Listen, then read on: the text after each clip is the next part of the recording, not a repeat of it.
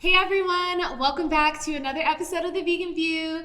Today on this episode, we have my friend Sheenee Cotton, aka Chef Cotton, who is a vegan chef, entrepreneur, and actress.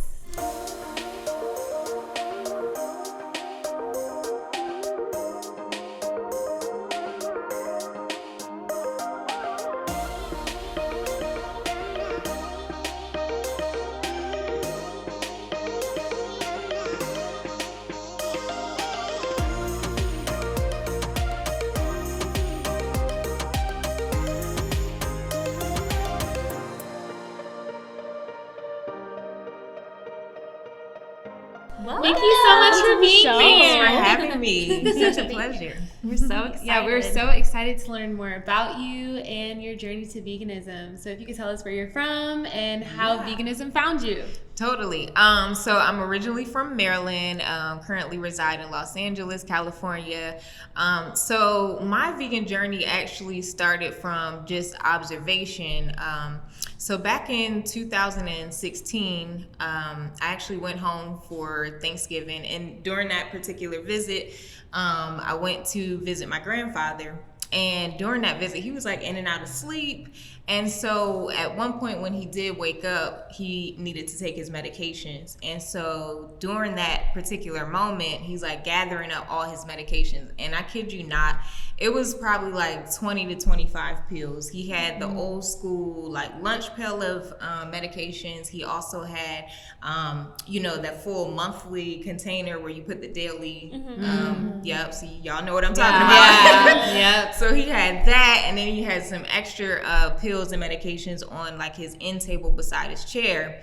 And so as he's like gathering up all these medications, he looks over at me and says, "I pray you never have to go through this." And that was really significant for me and kind of planted the seed for me to start exploring and figuring out, okay, well, yeah, I don't want to live like that either. And how can I prevent these same illnesses that I see so prevalently in the Black community as well as within my own family? Because at the time, my grandfather had diabetes, high blood pressure, heart disease. He had like a foot infection and a few other things.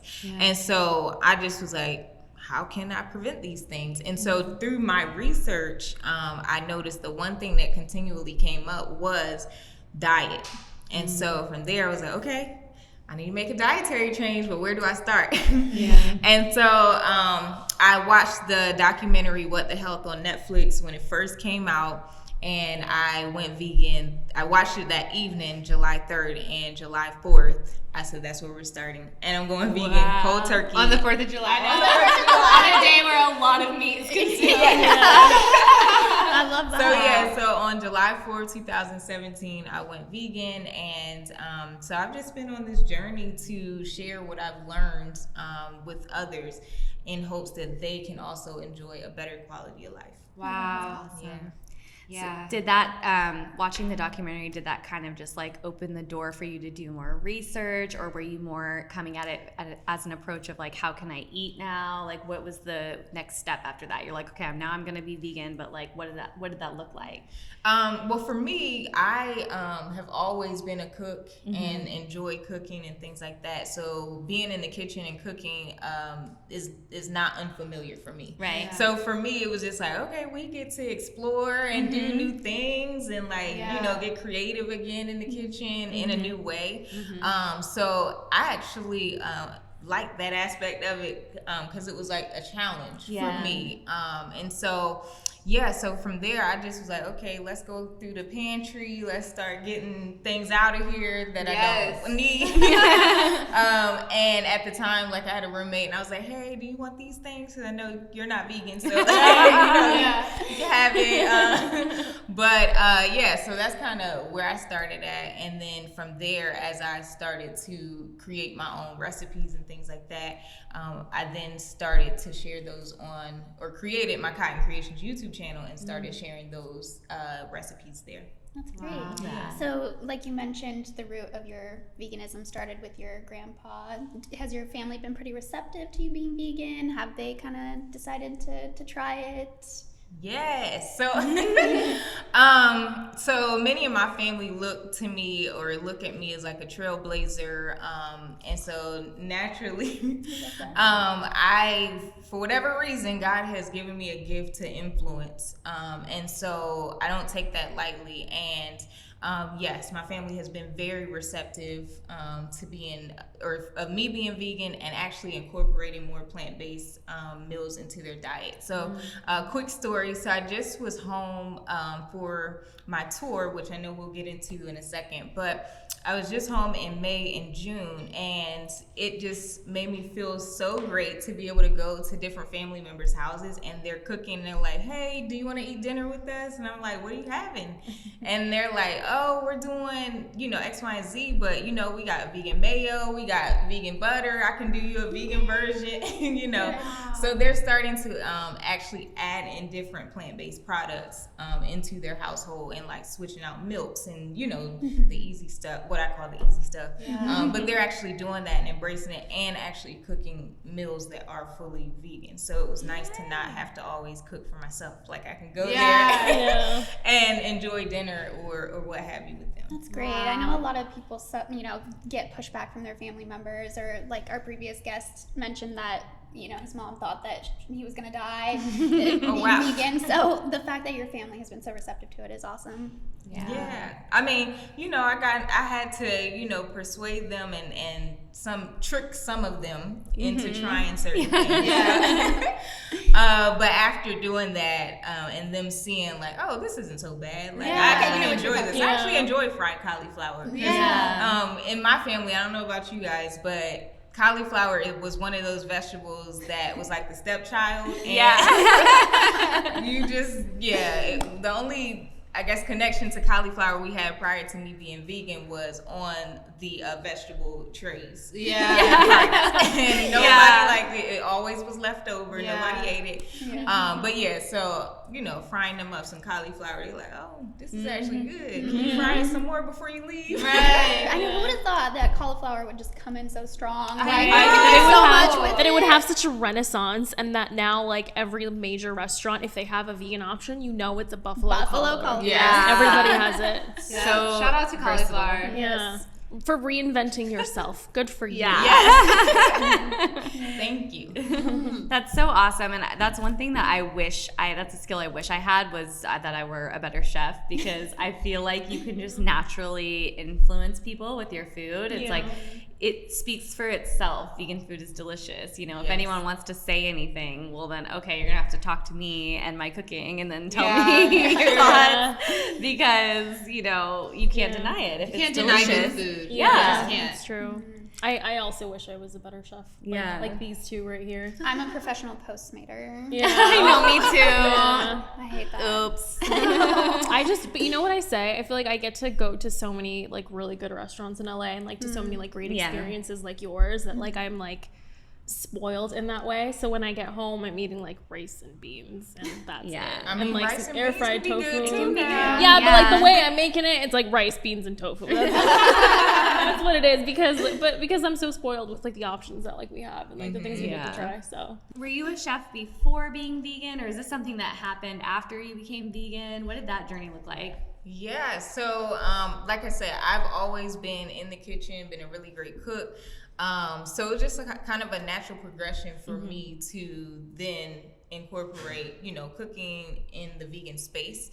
But taking it on professionally has happened over the last 3 years. So what does that look like? You're like, okay, I know I have this gift and this talent when it comes to cooking. How do you then transition that into a business? Because you're an entrepreneur. I mean, it's amazing the work that you've done in such a short amount of time. And I would just love to learn more about that in the process. Sure. So the journey for Cotton Creations actually started through my YouTube channel.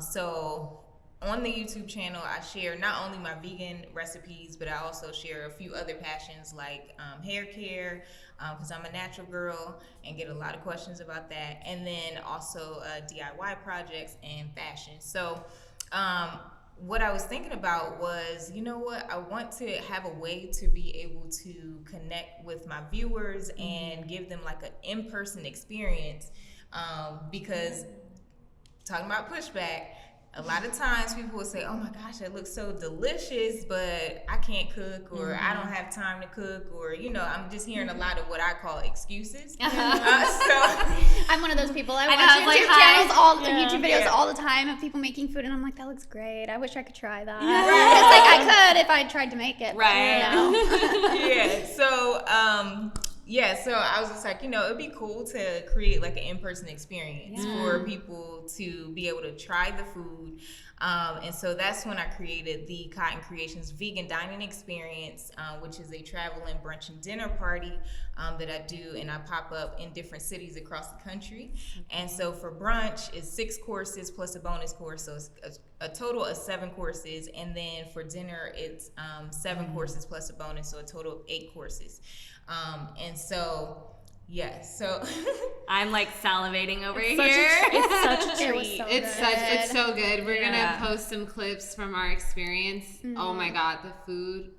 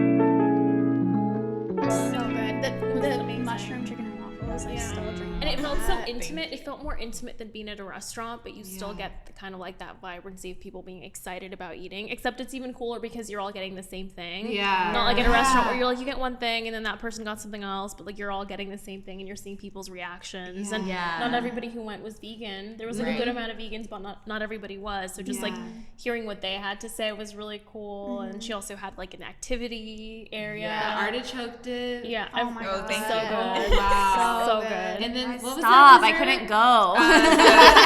You're rubbing it in my face. No. Get into this dessert, Hannah. For brunch, the dessert I did was a bourbon peach cobbler pound cake. Oh, it was so good. I was so full, like to the brim, by the time we got to dessert. But you I had was an extra like, stomach. oh no! All of a sudden, I grew an extra stomach. Oh, yeah. Peach cobbler. So good. Even like the rice and the beans were so good. The quesadilla, everything was just so delicious. Yeah. Thank you. Really, really good. So speaking of, the dining experience was created mainly for my non-vegan folks, because, like I said, a lot of times they have a lot of reasonings why they can't try vegan foods, why they're opposed of plant-based foods, and so about 89% of the attendees at the Cotton Creations Vegan Dining Experience are non-vegans. Wow. That's incredible to me, because if you have a staple restaurant that doesn't move and it's vegan, sure, they're going to get a lot of non-vegan clientele because it's always there and then they can go whenever it's convenient. But you're a traveling brunch party and people, non-vegans, make time to go to a traveling vegan brunch party. That's like incredible. That's like, how do you do that? How do you get them? How do you get non-vegans? How do you get almost 9 out of 10 people that go to not be vegan? What's the secret? I think part of it is that when you have a vegan friend, they usually bring their non-vegan friends with them. Yes. It's like, hey, I go with you to all these restaurants and things like that. I need you to come with me to an event that's for me. I love it. It's such a cool like form of activism too. You know? Because you're teaching people, and you did the trivia, which was awesome, and so many people got to hear facts that they had never heard before. Like me. About facts that literally we didn't know anything, but I could hear some of the people who are mediators. They're like, oh, I didn't know that. That gives me something to think about. So it's really cool. Yeah. So the activity that you all are speaking of, so I was, you probably don't know this, but I also was a corporate trainer for 4 years for a Fortune 500 company. So the trainer in me always is thinking about the educational component. So I want my experience to not only feed your body and your soul, but I want it to also feed your brain and expand, you know, your education around the topic of veganism, so that you can, I feel like it helps someone to be able to actually really take it seriously and actually want to make changes because they're more educated. And so it's a change in perspective that I'm also hoping that people gain as a result of coming to the Cotton Creations vegan dining experience. I love that. You're serving food and facts. Oh, I love that. I'm going to use that tagline. I left being very full and also educated. I left with a good feeling. I love that because, you know, people can go and they can have a great vegan dining experience. And I have a lot of instances where I'll bring non-vegan friends to fully vegan restaurants. And they leave and they're like, that was really good. I could eat vegan if it was like that every day. And I'm like, it can be. Right. Add that element where it's like, okay, you're going to leave and you're going to say the food was really good. But you're not going to leave without at least some little seed planted of information. That might, you know, it might come up again, you know, when next time you're taking a bite of steak, you might be like, wait a second. Right. Because we hit on, the activity hits on, I try to hit on all aspects of veganism. So obviously the health component, because that hits home for most people because it's personal. But we also talk about, you know, agriculture and the environmental aspect as well, so that, you know, if one doesn't hit, my hope is that one of the others will. Attack it from all angles. Because you never know. Everybody's different. Everybody requires a different approach. You know? So I think it's so important. I love that you do that. Thank you. And the food is just so like comforting too. It's like classics that like you all know and love, but they're made vegan. And just like that, like mushroom chicken and waffle. Oh yes. The fried portobello. Delicious. Cinders. Like it's just you're not eating it thinking, wow, this tastes like a mushroom. No, it tastes like chicken. It's really, really good. And that one in particular, I've had so many people that have come to the dining experience say, I hate mushrooms. But after having that fried portobello. So many people hate mushrooms, and I'm always like, you just haven't had it properly. Right. Like, because they be... They're so versatile. So good. Okay. You know, I love to cook, obviously. Yes. So, and people always ask me, oh, what's the recipe, blah, blah, but it's like, I just like cook with my heart. Like, I don't know how to measure it. And so I'm really curious to know like how you go about like making a recipe. Like, is it like already in your head, an idea? Yeah, so there's a couple of different processes that I use. The first is the easiest, which is just veganizing an existing recipe. So when I do that, I usually try to do 1-for-1 in terms of substituting out the ingredients. Okay. Now, sometimes that works and sometimes it doesn't. So I'll give you an example when it did not work. So if you've ever been on the Cotton Creations YouTube channel, you know I bring my parents on from time to time to veganize their recipes.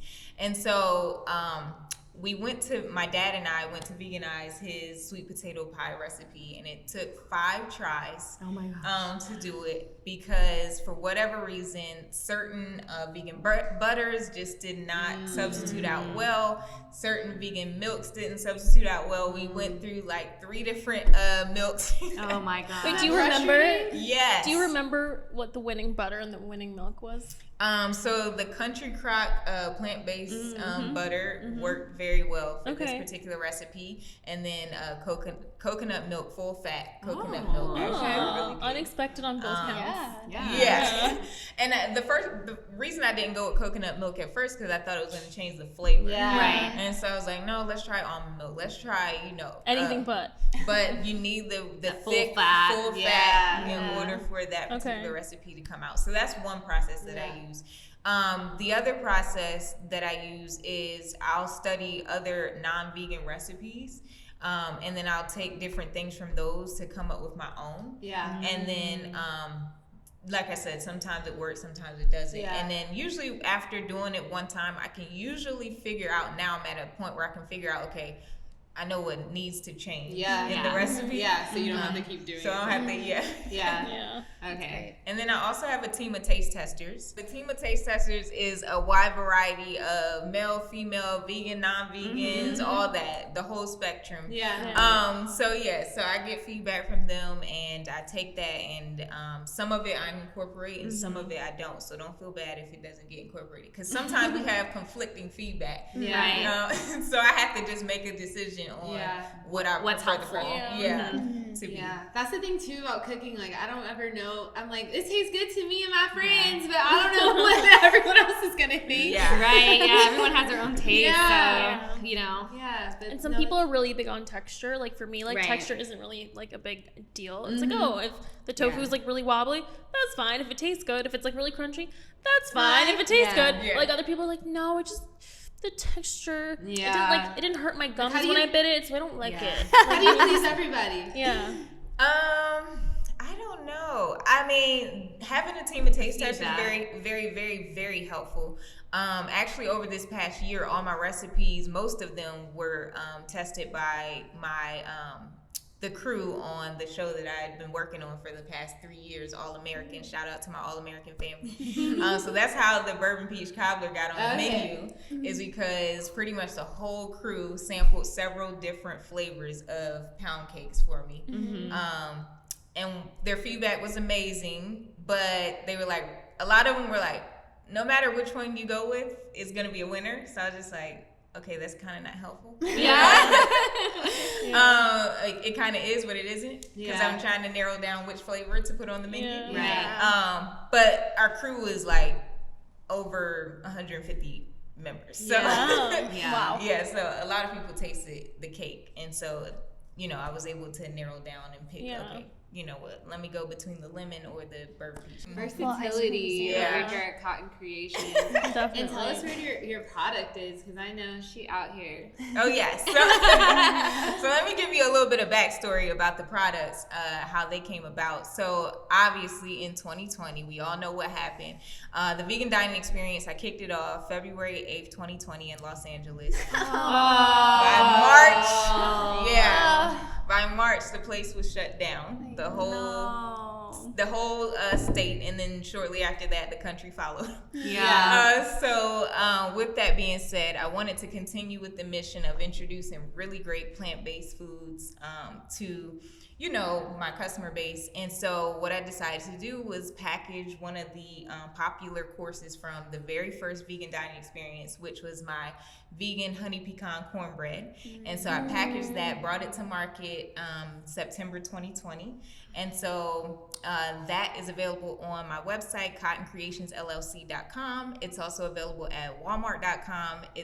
We did a partnership with GTFO. It's vegan, so it's on their website now.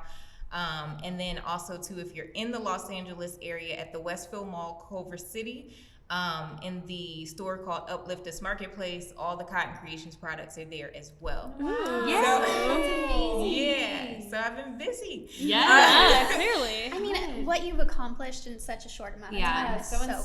It's inspiring. And it's so different. Like, I think before 2020, I was going to a lot more of like intimate like dining parties like that, where like different like creators would come together and like they would make like just amazing food, and they would get to showcase it like before they became a pop-up or before they became a restaurant. So I'm glad you're bringing that back, and I'm glad you're traveling with it. That way you give everyone in the country the chance to try your food. And it's just so nice too to be able to like, experience a chef's vision and their taste through their products, because so often it's like you're just buying like, what's the alternative? I don't know, Bisquick. Like, you're just like, you're getting something that's just mass produced. Not a lot of thought has been put into it. You even have to like probably do things to fancy it up to make it even taste edible. And then to have, a chef that like is coming out with a product that is made from their heart and soul. It's a recipe that's personal to them, and then giving that to people at home to create is just really special, especially from someone who doesn't know what they're doing. So Listen, these products are foolproof. I need help. They are kid friendly. Like a kid can make them. Like Me and you, Hannah, we can do it. They don't require a lot of ingredients at all. So for the cornbread mix, it's just 2 ingredients: vegan milk and vegan butter. butter. That's that's it. done. Not You be- can't- So you don't even have to can't add the mess it up. egg. As long You as you can measure. don't have to add the egg replacer. No, Oh. none of that. It I comes tasted that. It's so good. It's so good. Yeah, and it comes with everything else, the candy pecans, the vegan honey, which is made out of apples, and you use that to mix with butter to do a vegan honey butter drizzle. Yum. And then the same for the our vegan pancake and waffle mix. It's only 2 ingredients that you add to that as well. So super, super, super easy. And like you said, thought went into it because I want to take out the excuses or the reasoning why people can't enjoy vegan and plant-based foods. Yeah. What would you say, is something that you see is probably like the biggest mistake people make at home when they are making something vegan or plant-based and they are like, oh, it didn't turn out good. What are some things that you're like, oh, that's because you did that, and that, and like if you just switched up that, like what are some, I don't know if I'm wording that question correctly, but like I guess some tips for people at home who are like, I'm not making good vegan food at home, I give up. Like what's something that they can do to make that better? Yeah, so what I tell people all the time is start with what you're familiar with. That is going to make the journey and the transition a lot easier for you. And that's actually how I started too. I started with foods that I'm already used to eating and removing the meats out of them and loading it up with more vegetables and things like that. So like, for example, a stir fry, right? Right. Super easy to make, and a lot of times if you're not vegan, you do some sort of protein, right? Swap the protein out or just remove the protein altogether and do like a loaded vegetable stir fry because you're already used to that flavor. And so it's all about recreating flavors that you're already familiar with eating, and then you're gonna enjoy it because you're already used to eating those flavors. Yeah. Yeah. What I'm interested, because I feel like every chef has their like spice that is their favorite spice. It's like their secret ingredient. Do you have one where you're like, yes, this spice or this seasoning makes everything taken up a notch? I don't know if it's a secret ingredient, but garlic powder has to go in almost Oh everything. yes, Yeah. I put it in everything. Like that has to go in almost everything. If I could put it in my coffee, I would. I love garlic powder. Yeah. It just I love garlic enhances powder, too. everything. That is Yeah. one thing when I went vegan, I realized like it is good on everything. Yes. Like the So potatoes need it, the veggies need it. Like Yeah. it just makes everything Yeah. taste better. Yeah, no matter Yeah. what you do, Yeah. like whether you're sautéing, air frying, Yeah. baking, You need like that. everything. It's That's the garlic one spice powder. you just have to have. I also love paprika. Like I feel like it's Smoked paprika is Smoked like I feel like that's Yeah. so underrated. It's so underrated, underrated. Yeah. but it takes everything up a notch. And also, I feel like a lot of people just need to season their food. Yeah. Season your food. Yeah. Listen to Joy on that. Season your food. It'll Yeah. taste better. Yes. Absolutely. Where do you hope to see Cotton Creations in the next 5 years? So actually, I am building an empire. So I want Cotton Creations to be a household brand that's globally recognized. So we want to come out with more packaged products. The dining experience, I want to be able to do that, almost year round. And then if God decides to present an opportunity for like a restaurant, I will gladly walk through that door. I just don't want to become a slave to working the restaurant. So it can't be in that situation, in that predicament. Yeah. But I'm open to that as well. But yeah, we're working on making Cotton Creations a household brand. I would love to see that cake just in stores for me to buy whenever. Just right next to Abe's. And when it is, Yes. please let us know. We will be there to buy it. I love that you're open to like the opportunities as well, and just like, if it presents itself in the right way, then you accept. Like, I feel like that's a really great way to just look at life in general, kind of, not trying to like force something to happen. And I think a lot of times, especially for entrepreneurs, like it's so easy to be hard on yourself and like, and to try to push grind things through that maybe Yeah. aren't ready to happen. Right. But just like trusting the process and just knowing that like, you believe in your work and your product, and it's gonna unfold. Yes, it's definitely been a faith walk and journey for me through this whole process. Never would I have thought that I would be sitting here today as a vegan chef. Yeah. Like, that wasn't a part of the plan when I was in high school, and you know, I was asked like, what do you want to be or what do you want to do? Not a vegan chef. Right? Yeah.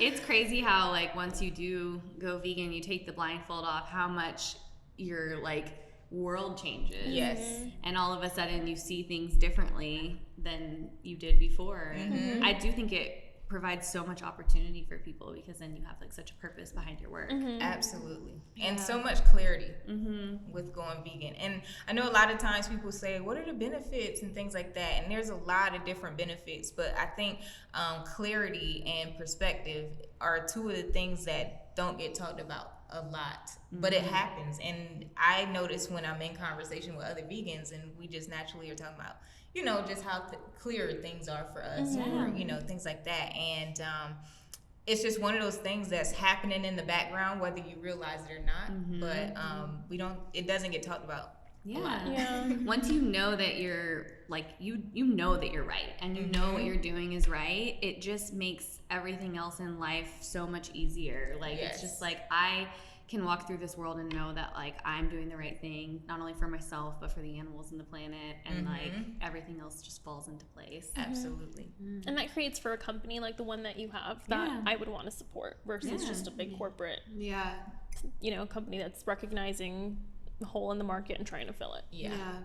Oh my gosh, that's a whole nother topic. I was gonna say, I feel like we could like segue into that, because that's a whole other thing too. But I would love to know, you know, do you get a lot of feedback from the non-vegans after your events, or is it, you know, one of those things where you like, you don't really get a lot of the feedback because you're, you know, doing the event itself? Do you ever hear people that are like, oh my God, you changed my life, now I'm vegan? Yes, I get a lot of feedback like that. And actually that's one of the joys of what I do, is being able to, hear people. I did my first vegan cooking class for the Judy Centers back in Maryland in June. And actually one of the ladies that was there with her granddaughter, she was like, hey, is the chef around? And so I went out to meet her, and she was like, I just want to say thank you so much for introducing us to these recipes and veganism, because she was like, I've been having a lot of health issues,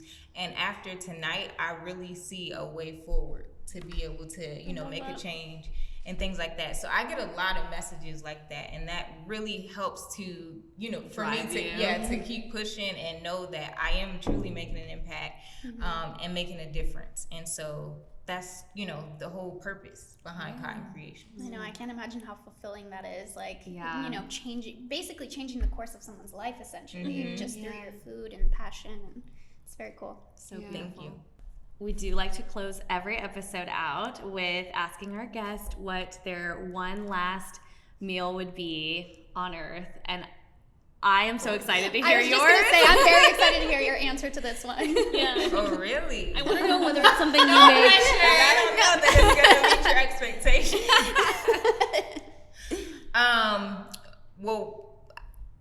Okay. Let me start here.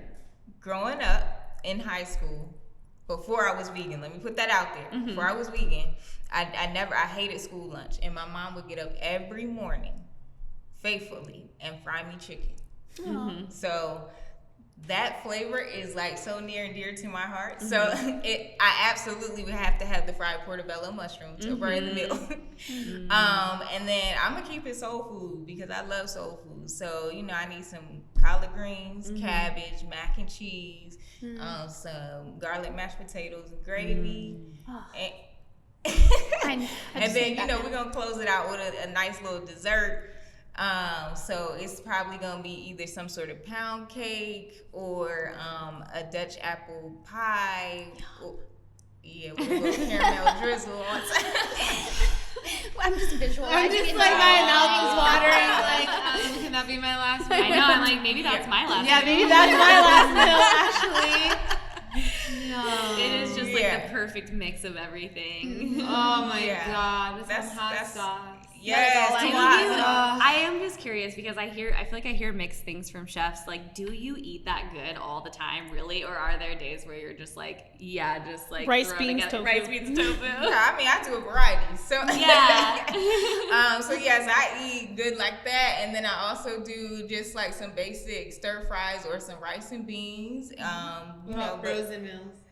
See, I'm not big on frozen foods. You I probably never couldn't bring yourself have to been. do it though, because you know you could make it better. Yeah, and the things that I have tried, that's the feeling I have. Yeah. So, it's like, I don't like to waste money, and so Yeah. I kind of steer away from the frozen foods. Even when it comes to things like the Just Egg foldables, like I really, really, really wanted to be into the foldables, but I just feel like the liquid, making it myself with my own seasonings and veggies is just better. Yeah. It's true, yeah. Definitely. I'm not even a chef, and even I'm like, the liquid is better. 'Cause you Yeah. can add stuff to like spice it up and Yeah. make it your own. But Oh, well, Yeah. we enjoyed this conversation Yeah. with you Yeah. so Thank you for much. So- Thank you for coming. Thank you for joining us. the tour is happening right now, or The tour, Okay. the big tour just concluded, Okay. but we are going on a holiday tour. So the holiday tour is the first of its kind for us, starting November 11th and 12th. I'm going to kick it off right here in Los Angeles, and then after that, we're hitting the road, going to DC, Philadelphia, Chicago, and Dallas. So we're hitting 5 cities over November and December. Amazing. you guys have Make to sure go. You guys check If you are it in out. any of those cities, you have to go. You have to You go. have to. Can you give us like a little sneak peek of what's going to be on the menu? Just like a little. Well, some of the things I just named are on the menu. We're going. I'll be giving birth, but I'll go. Make sure we get you some food. Yes, Okay? somehow. We gotta If make it's sure. delivered to the hospital. Even if, I was gonna say, even if we deliver to the hospital like Postmates or DoorDash, That would be a like, dream we come need to- But yeah, so I'll tell you one of the first main course. So it's always 2 main courses, which is a lot of food to begin with. But the first main course is going to be a roasted cauliflower, which is going with a poultry gravy over top, and then mac and cheese, southern collard greens, and cabbage. I'm also going to be having my barbecue jackfruit ribs on the menu as well, and I'm gonna just leave it there. Oh my god. Yeah. I'm getting that food somehow. Yeah. Like you guys We'll make it auntie happen. duty, like Yes. that's how you We got like you. that is so We'll be good. running to the hospital. You'll be giving birth. We'll just be forced. They're like, she can't eat, and you guys are like, no. Trust me, it'll make it go by faster. Make the pain go away. Yeah. Well, thank you so much. You're so I'm welcome. so Thank excited for everyone to learn about Cotton Creations and hopefully attend. Yes. And support you in other ways as well. So we will definitely link everything in the description box down below. Make sure you go support, and definitely give this video a thumbs up if you liked it. And Comment if you down didn't, below. if you didn't like it too, Still thumbs Yeah. it up. Comment down below. What should they comment? tell us what your last meal would be. Oh yeah. Yeah. We haven't asked you guys that yet. What Yeah. would your last meal What would be? your last meal be? Yeah. And also tell us if you like soft waffles or crispy waffles. Oh yeah. I like soft waffles. The Cotton Creations pancake and waffle mix, you can get them either way. So, Yeah. yeah. Versatility. Subscribe to this channel if you haven't already. Follow us on Instagram and TikTok. We'll also link our Facebook group down below where you can talk about all your favorite foods and share recipes. And we'll see you next week for another episode. Bye.